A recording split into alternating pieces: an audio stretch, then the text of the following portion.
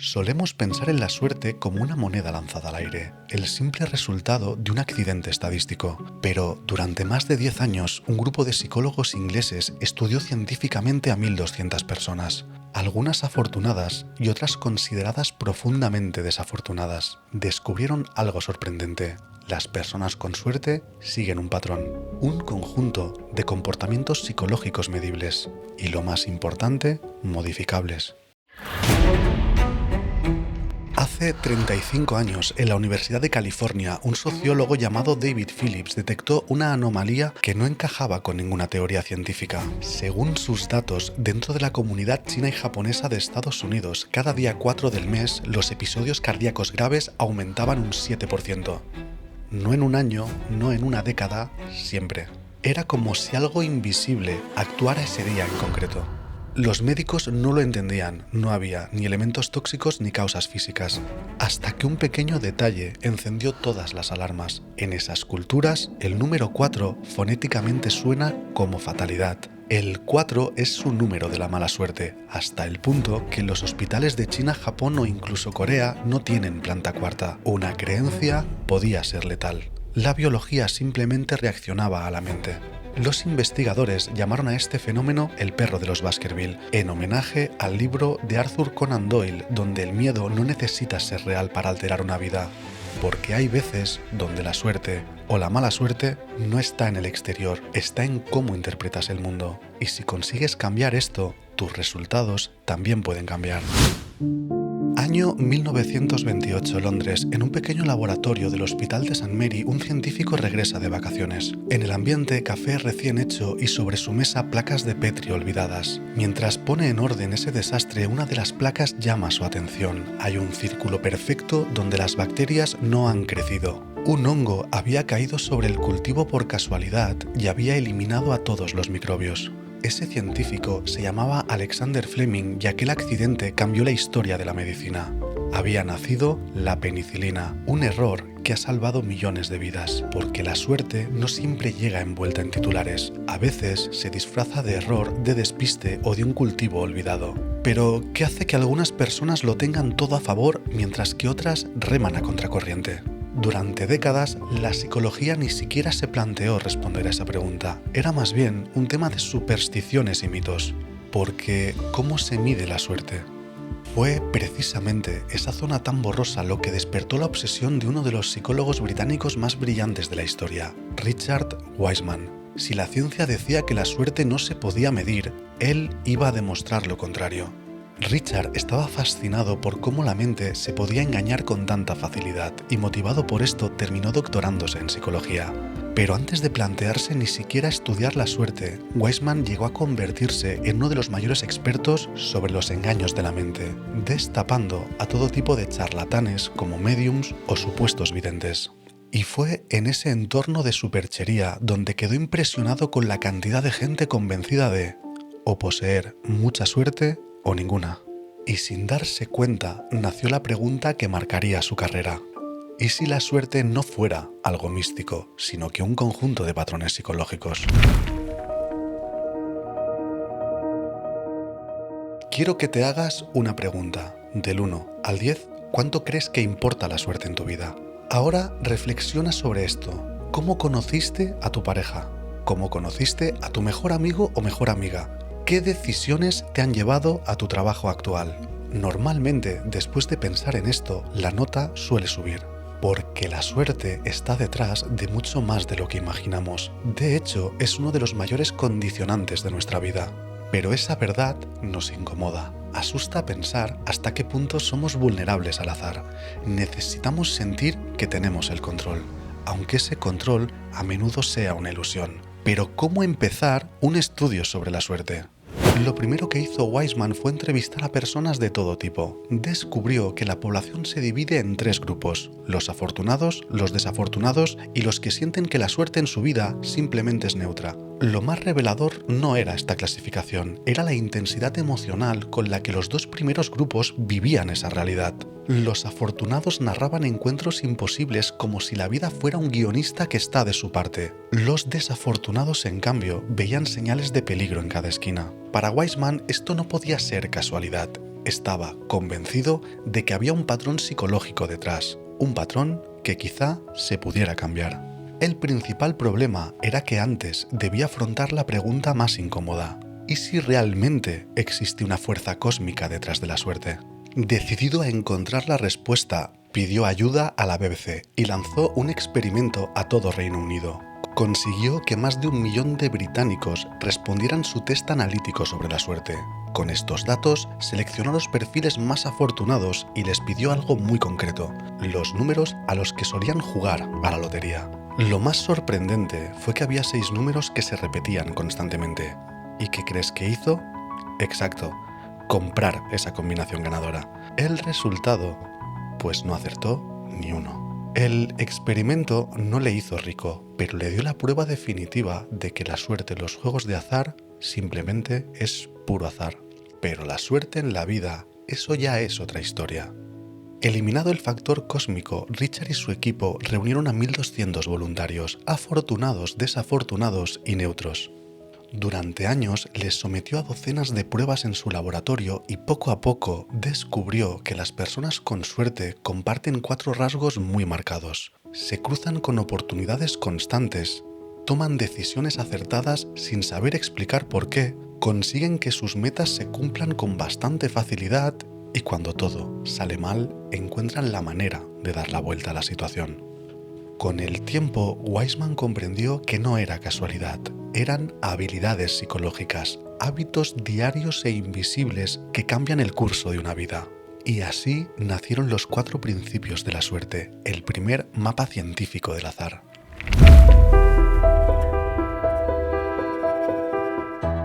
Hasta aquí todo puede parecer casualidad, pero no lo es. Lo curioso es que la gente con suerte también cree que lo que le pasa es pura coincidencia. Abren el periódico por la página correcta, entran en la web que necesitan o conocen a esa persona especial en la fiesta correcta. El estudio reveló que esas casualidades eran el resultado de algo más grande. Una mujer del estudio decía: mis amigos creen que tengo suerte porque gano 3 concursos al mes, pero ellos no participan en ninguno. Lo que no contaba era que se apuntaba a más de 70 concursos cada semana. No era suerte, era estadística combinada con acción constante.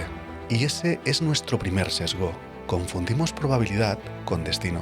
La gente con suerte no espera el golpe de fortuna, lo fabrica a veces sin darse cuenta. Se exponen más, salen más, hablan con más gente. Wiseman quería entender por qué algunos se lanzan y otros ni siquiera lo intentan.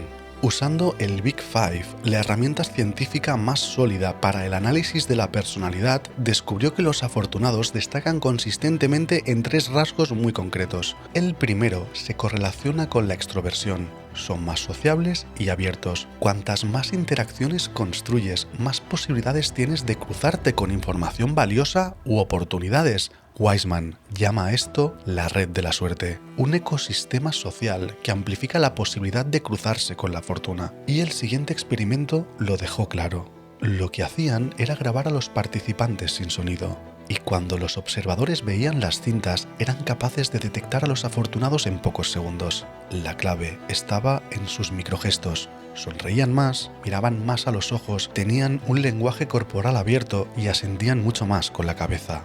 Esa comunicación no verbal generaba confianza instantánea, generaba lo que entendemos como carisma, y cada interacción podía ser una nueva puerta al azar. Antes de etiquetarte directamente como desafortunado, debes saber una cosa importante. En el estudio no existía la persona perfecta. Con 1 o 2 habilidades de las que veremos en este vídeo ya podías entrar en el grupo. Y debes saber que según los mayores metaanálisis, tu personalidad puede modificarse hasta un 45%. Así que tus posibilidades siguen siendo enormes. El segundo rasgo es mucho más sutil, pero igual de importante. Las personas afortunadas tienen una actitud relajada. Y para demostrarlo, Wiseman hizo lo siguiente. Imagina que estás en su laboratorio. Te entrega un periódico. Debes contar cuántas fotografías contiene ese periódico. La mayoría de personas se pone a hojearlo con mucha concentración, pero pocos se dan cuenta de que en la segunda página hay un anuncio gigante que pone: deja de contar, hay 43 fotografías en este periódico. Y aún menos personas detectan otro anuncio en la página 5 que ofrece 100 libras si le dices al investigador que has visto el anuncio. ¿Quiénes crees que suelen verlos? Exacto, los afortunados. En psicología a esto se le llama atención difusa o también modo atencional amplio y permite al cerebro captar estímulos inesperados. Es el equivalente psicológico a dejar una ventana abierta. El aire entra y renueva la casa. Y justo por esto muchas personas con suerte dicen que las cosas simplemente les pasan sin buscarlas. En realidad están viendo sin ser conscientes. Las personas afortunadas son curiosas y flexibles, no les importa improvisar o cambiar sus rutinas. Piensa en esto. Si siempre recoges manzanas del mismo árbol, acabarás encontrando cada vez menos. Pero si exploras otras zonas del huerto, puedes descubrir muchas más manzanas. Si siempre hablas con las mismas personas o sigues la misma rutina, tus oportunidades se irán agotando. La suerte puede empezar con un saludo, una conversación banal o una mirada que no esquivas. Las personas afortunadas fabrican coincidencias sin darse cuenta. Pero Wiseman vio que el verdadero poder de las personas afortunadas no es solo en hablar con el mundo, sino en detectar las señales que otros pasan por alto. Y esa información inconsciente que no todos detectan tiene nombre. Se llama intuición. Quiero que pienses en las últimas decisiones importantes que has tomado. ¿Por qué las tomaste? ¿Lo sabes? Los participantes del estudio tampoco sabían explicarlo. Los afortunados decían cosas como simplemente lo sé. Los desafortunados, en cambio, pensaban que cada decisión que tomaban solo era la confirmación de su mala suerte. Alimentaban sin saberlo su sesgo de confirmación. Creían estar destinados a equivocarse. La diferencia no estaba en los hechos, sino en cómo tomaban las decisiones. Porque esas decisiones no nacen de la lógica, nacen de una función profunda de nuestra mente llamada intuición. ¿Y qué es la intuición?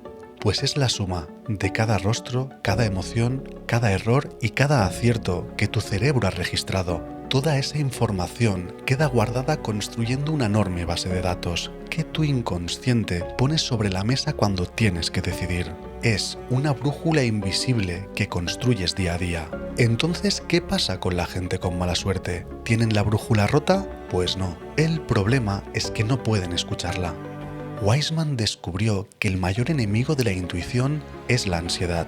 El miedo a equivocarse genera tal ruido que acaba silenciando las señales de tu cerebro. Es como intentar escuchar un susurro en medio de un concierto. El mensaje existe, pero el ruido que provoca el miedo no te deja oírlo. Se pidió a todos los participantes que puntuaran del 1 al 10 cuánto confiaban en su instinto a la hora de tomar decisiones importantes en su vida. Lo que se vio es que los afortunados confiaban 3 veces más en su intuición. No tenían mejores recursos ni más información, simplemente se escuchaban más a sí mismos. Y esto nos pasa cada día. Conoces a alguien y sin una razón clara algo no encaja. O al revés, te cruzas con alguien con quien aparece una conexión instantánea. Es tu cerebro no consciente procesando años de experiencia, captando microseñales positivas o de incongruencias que tu mente consciente aún no es capaz de verbalizar. La intuición es una forma muy sofisticada de reconocimiento de patrones. Por eso, cuando la intuición dice que algo no encaja, suele tener motivos que nuestra razón aún no ha procesado. Por otro lado, las personas con suerte no analizan cada paso hasta la parálisis, escuchan, deciden y actúan. Y lo más interesante es que sus intuiciones suelen ser increíblemente acertadas. Las personas desafortunadas, en cambio, desconfían de sí mismas porque tienen un gran historial de equivocaciones y terminan por apagar su brújula. Crean una espiral de retroalimentación negativa. No se escuchan y se equivocan por no hacerlo. Nunca acertarás siempre, pero se trata de validar tu propio criterio. Año 1968, San Francisco. Los psicólogos Robert Rosenhall y Leonard Jacobson reúnen en una sala de juntas a los profesores de una escuela de primaria. A cada tutor se le entrega una lista con la evaluación psicológica de todos sus alumnos. En esa lista se identifica quiénes son los más brillantes. Exactamente, eran los alumnos identificados como de alto potencial. Pasaron los meses y cumpliendo las predicciones, los niños prodigio destacaron ampliamente. Eran los más aplicados, los que se mostraban más seguros y los que sacaban mejores notas. Los profesores estaban encantados. Su talento estaba floreciendo. Al finalizar el curso, el día de la entrega de notas, los investigadores regresaron para confesarles la verdad. Esos alumnos habían sido elegidos completamente al azar. No eran ni más ni menos brillantes que nadie. Entonces, ¿cómo era posible? La respuesta estaba en los propios profesores. Sin darse cuenta, los habían tratado distinto, con más paciencia, más cariño y más fe que a los demás. Les sonreían más, los corregían con amabilidad, esperaban más de ellos. Y los alumnos simplemente reaccionaron a las expectativas que los profesores habían puesto en ellos. Aquella mentira dio lugar a una verdad asombrosa. Creer en alguien puede cambiarlo. Así que ten muy en cuenta el impacto real de tus expectativas sobre los demás. Esto es lo que se conoce como efecto Pigmalión. Cuando crees en el potencial de alguien, lo empujas a hacerlo realidad. Las personas con suerte no siempre aciertan, simplemente esperan que las cosas salgan bien. Tienen expectativas positivas. Los desafortunados, en cambio, esperan que todo se tuerza, y el resultado solo confirma sus expectativas. Están escribiendo su profecía autocumplida. E. Wiseman demostró esto con mucho ingenio. Entregó a los distintos participantes varios rompecabezas. Les dijo que algunos podían resolverse y otros no. ¿Qué ocurrió? Pues que la mayoría de personas sin suerte se rindieron casi sin intentarlo. En cambio, solo el 30% de los sujetos afortunados abandonó.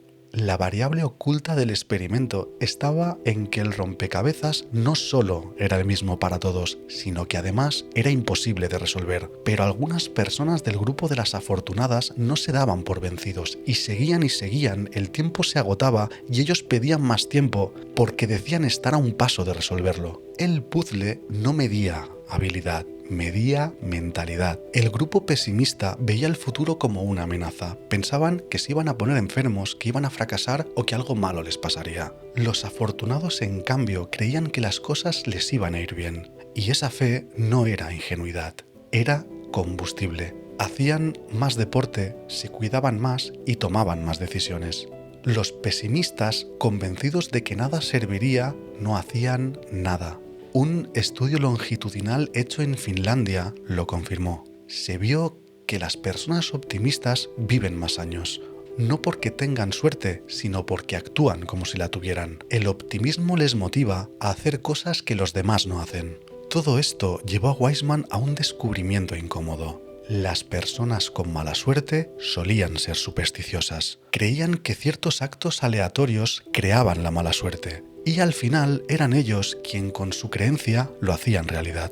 ¿Recuerdas la historia del número 4? Aquella de esa comunidad donde los episodios cardíacos graves aumentan justo ese día del mes. Nadie los maldijo, nadie los enfermó, fue su propia mente quien escribió su final. Su mente lo pensaba y su biología reaccionaba en consecuencia. No fue una enfermedad ni tampoco el destino. Fue el miedo, un miedo tan profundo que podía detener un corazón.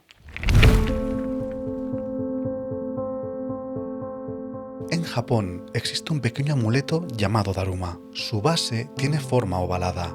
Es la representación del monje que fundó el budismo zen. Cuenta la leyenda que pasó tantos años meditando que perdió las piernas, pero incluso así siguió meditando eternamente. El amuleto Daruma hace honor a su nombre. Por muchas veces que lo empujes, siempre se levanta. Las personas con suerte no viven una vida sin problemas, sino que se vuelven a levantar. Richard Wiseman descubrió que esta forma de pensar marca la resiliencia de una persona. La perspectiva al final lo puede ser todo. Hagamos un pequeño experimento. Imagina que te han elegido para ir a los Juegos Olímpicos. Llevas preparándote toda la vida. Es tu gran momento. Llegas a la final y ganas la medalla de bronce. Estás pletórica o pletórico, has ganado una medalla olímpica, un sueño hecho realidad. A partir de aquí, y gracias a la motivación de esa victoria, te sigues preparando sin descanso, día y noche. Pasan 4 años y llega la siguiente Olimpiada. Esta vez te superas y consigues ganar la medalla de plata. ¿Cómo crees que te sentirías?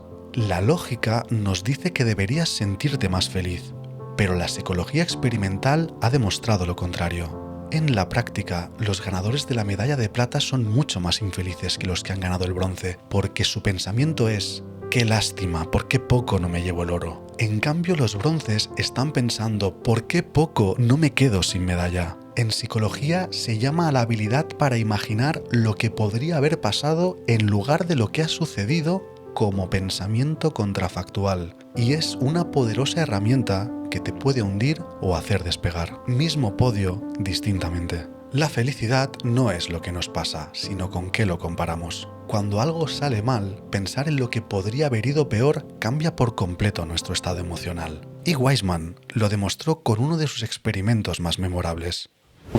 Imagina la siguiente situación. Estás en un banco haciendo cola para hacer un ingreso. De repente entra un atracador armado y grita: todo el mundo al suelo, esto es un atraco. Dispara el techo y apunta a la cajera. Tú estás justo al lado.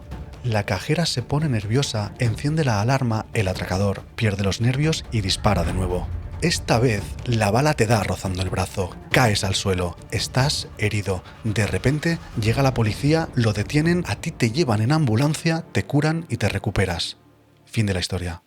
Si te digo que valores del 1 al 10 la suerte que acabas de tener, ¿cuánto te pondrías? Pues los que se consideran desafortunados lo ven como una tragedia personal, convencidos de que estas cosas solo les pasan a ellos. En cambio, los afortunados lo toman con emoción, agradecidos por seguir vivos. Incluso dicen cosas como: ¡buah! Esta cicatriz va a ser la mejor historia de mi vida. Mismo suceso, dos formas de vivirlo. Wiseman detectó este patrón en las personas afortunadas. Cuando algo les sale mal, piensan: bueno, ya veremos. No niegan el dolor, pero tampoco se quedan atrapados. Saben que la mala suerte de hoy puede ser la buena de mañana. ¿Cuál es la moraleja? Pues que nadie puede juzgar su suerte mientras la historia aún se está escribiendo. Y esta forma de pensar tiene una consecuencia psicológica enorme. Te saca del papel de víctima y te coloca en el de arquitecto. Wiseman descubrió que los afortunados tienen lo que en psicología se llama un locus de control interno. No creen que el guión esté escrito, creen que ellos tienen el bolígrafo. Si consigues ese trabajo soñado, perfecto. Y si no, tu cerebro busca las posibles ventajas ocultas de esa negativa para impulsarte a la siguiente oportunidad. No es ni optimismo ingenuo ni autoengaño. Se trata de reestructuración cognitiva. Las personas con suerte no se rinden ante lo que no controlan. Reescriben la historia mientras la viven. Una mujer del estudio comentaba: mi abuelo solía decir: en nuestra familia las cosas suelen ser difíciles, pero al final siempre resultan. Y si no conseguimos nuestro objetivo, analizamos el fallo, nos perdonamos y seguimos. Porque intentarlo siempre es una victoria. Y quedarse quieto siempre será una derrota. Esa es la mentalidad Daruma. El arte de levantarte tantas veces como haga falta, de convertir la herida en historia, la caída en impulso y las desgracias en un nuevo comienzo. Richard Wiseman demostró que la suerte no es un don mágico ni un accidente estadístico, es la forma en la que respondemos al caos. Así que cuando todo se tambalee bajo tus pies, recuerda: no hay golpe que pueda tumbar a una mente entrenada para levantarse. Pero todo lo que acabamos de ver es solo la mitad de la ecuación, porque no vivimos aislados, vivimos en un tablero de juego compartido con miles de personas. Y en este mundo competitivo, la pregunta sería: ¿matemáticamente es rentable ser bondadoso o ganamos más cuando somos egoístas? Si quieres descubrir cómo la ciencia ha demostrado que el egoísmo es un error estadístico, te dejo el siguiente vídeo donde la suerte deja paso a la estrategia. Soy Marc Sandin, nos vemos justo aquí.